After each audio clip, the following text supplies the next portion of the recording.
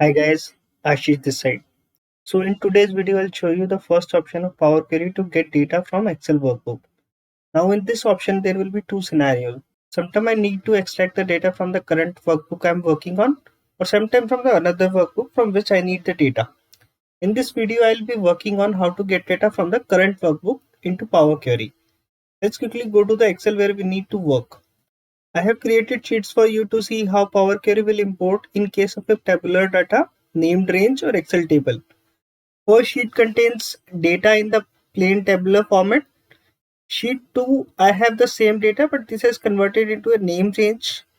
In case you want to watch, I have a small video on how you can convert tabular data into range or table. Sheet 3, again, I have the same data, but this has been converted into Excel table. Let's go to sheet 1 and start importing data into a Power Query. Let's go to the data tab, select the data. See the name says is from table and range. We'll get a prompt from the Power Query that you need to create table, and once you click on the OK, it will convert all the data into a table and Power Query will import the data. Let's try by importing into a range. Go to sheet 2.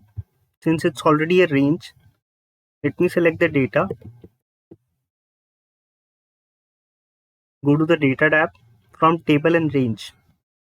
Since it's a range, it will not give us a prompt that you need to convert data. Now let's see the table version of importing data into a Power Query.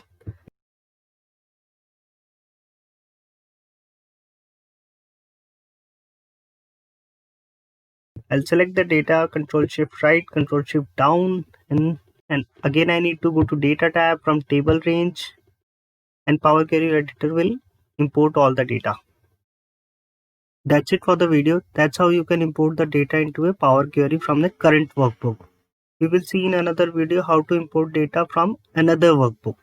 Thanks for watching. Kindly like and subscribe my channel.